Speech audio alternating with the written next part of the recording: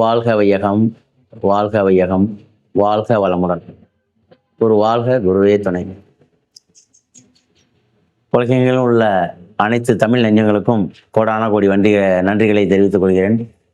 Divine ஜோதிடம் நேயர்களுக்கு மீண்டும் ஒரு முக்கியமான ஒரு ஆலய பதிவு.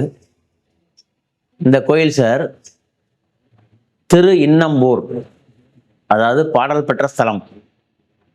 இந்த கோயில் இன்னம்பூர். இந்த கோயிலுக்கு உங்களுக்கு கொடுப்பனை இருந்தால் மட்டும்தான் இந்த கோயிலில் போய் நீங்கள் கால் வைக்க முடியும். இந்த கோயில் என்ன ஒரு மிகப்பெரிய விசேஷம் அப்படின்னா, இந்த சாமி பேர் திரு இன்னம்பூர் எழுத்தரி நாதர். எழுத்து அரி நாதர். இனன்னா சூரியன்னு பேரு.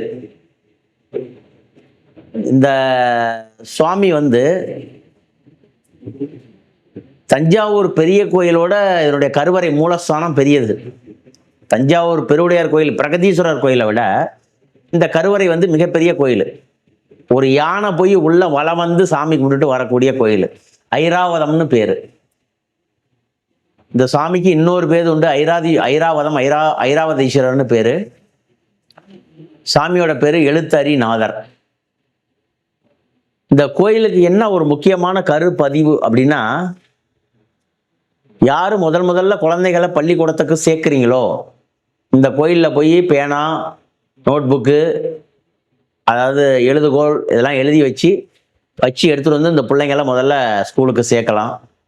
ரெண்டாவது, யாருக்காவது பேச்சு வரல, திக்கி பேசுகிறாங்க, இயற்கையிலேயே அவங்களுக்கு பேச்சு வரல, அதாவது கொஞ்சம் பாதி தடுமாற்றத்தோட பேசுகிறாங்க, காது, அதாவது காது, வாய், இந்த பேச்சு வராதவங்க இந்த கோயிலில் போய் சாமி தரிசனம் பண்ணிட்டு வரலாம்.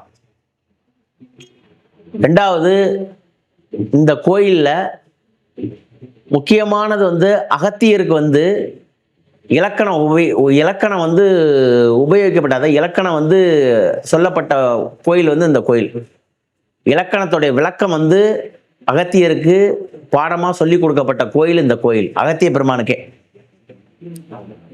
ஸோ இந்த கோயிலுக்கு யாரெல்லாம் வாய் பேச முடியாதவங்க, பேச்சு திக்கி வர்றவங்க, படிப்பு, அதாவது இப்போ 10th முடிச்சுட்டு 12th முடிச்சுட்டு ஹை டிகிரி, என்ன டிகிரி படிக்கணும், என்ன கோர்ஸ் படிக்கணும், நான் டாக்டர் படிக்கணுமா, என்ன படிக்கணும் அப்படின்னு நினைக்கிறவங்க, மேல் படிப்புக்கு பட்டப்படிப்புக்கு படிக்கணும்னு நினைக்கிறவங்க, இல்லை சார் இந்த மெமரி லாஸ், அதாவது நான் படிக்கிறேன், நல்லா படிச்சுட்டு போனால் பரீட்சைக்கு போனால் மறந்துடுறேன், கிட்டக்க போனால் என்ன எழுதுறதுன்னு எனக்கு தெரியல, மெமரி பவர் லாஸ் ஆகிடுது அப்படின்னு நினைக்கிறவங்க, இந்த ஊரில் போய் சாமி தரிசனம் பண்ணி, அங்கே நெல் இருக்கும், ஐராவதம், அதாவது எழுத்தரிநாதர் சுவாமி முன்னாடி ஒரு நெல் வச்சுருப்பாங்க.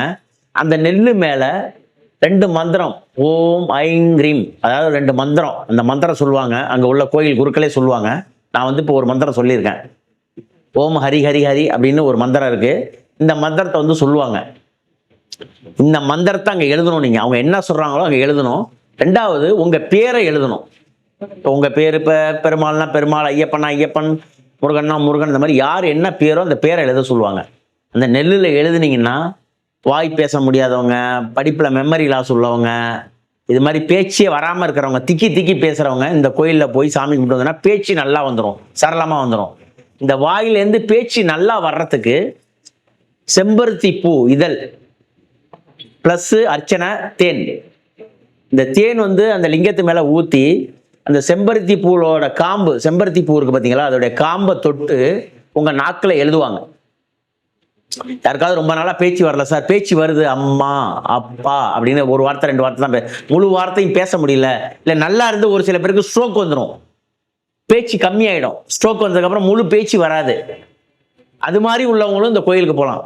இந்த கை கால் ஸ்ட்ரோக் வந்தவங்க, கை கால் வாதம் முடக்கம், அதாவது இந்த ஐராவதங்கிறது யானை. ஒரு யானை போய் வழிபட்ட ஸ்தலங்கிற, யானைக்கே சாப விமோசனம் கிடைச்ச இடம் இந்த இடங்கிற. இங்கே உள்ள நடராஜரை நீங்கள் போய் பார்த்துட்டு வந்தீங்கன்னா, இதில் உள்ள நடராஜரை நீங்கள் போய் பார்த்துட்டு வந்தீங்கன்னா, தென்னாட்டில் இந்த மாதிரி நடராஜர் எங்கேயுமே கிடையாது. சர்பதோஷத்தை கட்டுப்படுத்தக்கூடிய நடராஜர் இந்த ஊரில் இருக்குங்கிற. நாகதோஷம், சர்பதோஷத்தை கட்டுப்படுத்தக்கூடிய நடராஜர் இந்த கோயிலில் இருக்குது. இது பாடல் பெற்ற ஸ்தலம். திருஞான சம்பந்தர், அப்பர், திருநாவுக்கரசர் எல்லாம் பாடல் பெற்ற ஸ்தலம். 274 சிவஸ்தலங்களில் இது 45வது சிவஸ்தலம். கும்பகோணத்திலேருந்து சுவாமிமலையிலேருந்து 5 கிலோமீட்டர் தொலைவில் இருக்குது. திருப்புர மையம் சாட்சிநாத சுவாமின்னு இருக்குது, அதுவும் ஒரு பாடல் பெற்ற ஸ்தலம் தான். அது பக்கத்தில் இருக்குது இன்னம்பூர்.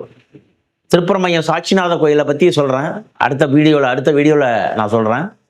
இந்த வீடியோ வந்து யாரெல்லாம் வாய் பேச முடியல, திக்கி திக்கி பேசுகிறாங்க, மெமரி லாஸ் ஆகிடுச்சு, மெமரி பவர் லாஸ் ஆகிடுச்சு, இல்லை மறந்துடுறாங்க, எனக்கு ஒரே படபடப்பு இருக்குது, யாருடைய ஜாதகத்தெல்லாம் சுக்கிரன் ராகு, சந்திரன் ராகு இந்த மாதிரிலாம் சேர்ந்துருக்கு, இந்த மாதிரி சனி ராகு இந்த மாதிரிலாம் சேர்ந்துருக்கு, இல்லை குரு ராகு குரு கேது இந்த மாதிரி சேர்ந்தவங்களாம், யாருடைய ஜாதகத்திலேயாவது குரு ராகு குரு கேது அது மாதிரி சந்திரன் கேது சந்திரன் ராகு சேர்ந்தவங்களாம் இந்த கோயிலுக்கு போயிட்டு வரலாம்.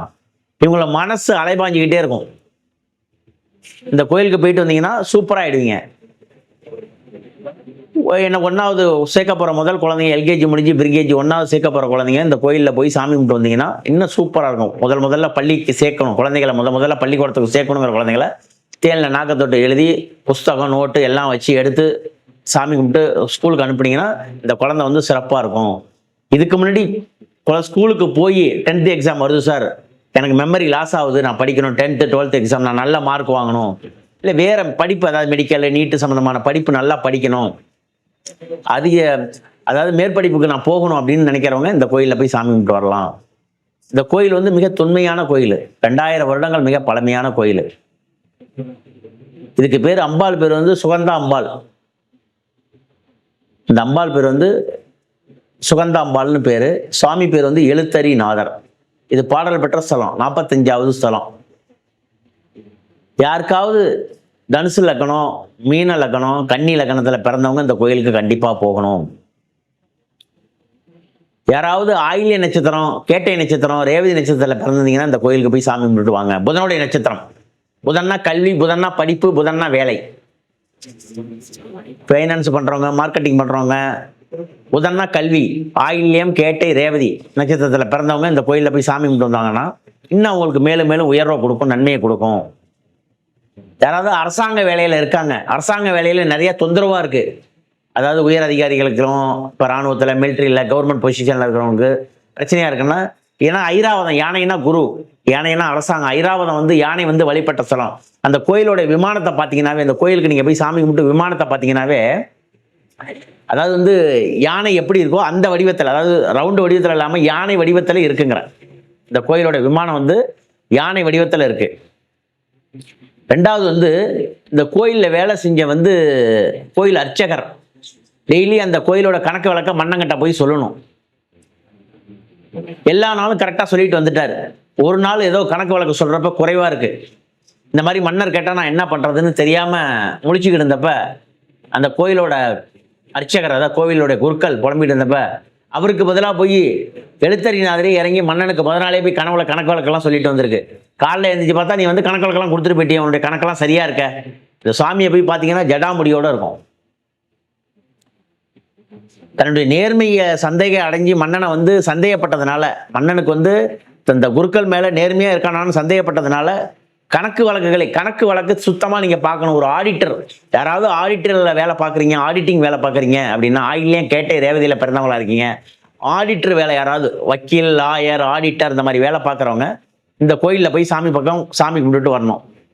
விரித்த ஜடாமுடியும் கங்காதேவியும் இருக்குது இந்த பக்கம் கோயிலில். நீங்கள் போனீங்கன்னா கோயில் கருவறைக்குள்ள விரித்த ஜடாமுடியும் கங்காதேவியும் அந்த கோயிலில் இருக்குது. வலப்பக்கம் நாகம். இந்த கோயிலில் வந்து பீமரத சாந்தி, சசியப்த பூர்த்தி செய்யறதுக்கு சிறப்பான இடம். ஏன்னா ஐராவதம் வந்து வழிபட்ட இடங்கிற இந்த கோயிலில் வந்து பாடல் பெற்ற ஸ்தலம். இந்த தடம் அகத்தியருக்கே வந்து இலக்கண உபதேசம் பெற்ற ஸ்தலம் இந்த ஸ்தலம். இந்த சுவாமியோட பேரு ஐராவதீஸ்வரர், அச்சயபுரீஸ்வரர், தான் தோன்றீஸ்வரர், எழுத்தரிநாதர், இந்த மாதிரி 4 பெயர்களோட இருக்கு. அம்பாளுடைய பேர் வந்து பூங்குழல் அம்மை, அது மாதிரி சுகந்த குந்தலாம்பிகை, நித்திய கல்யாணின்னு பேரு இந்த சுவாமியோட பேரு.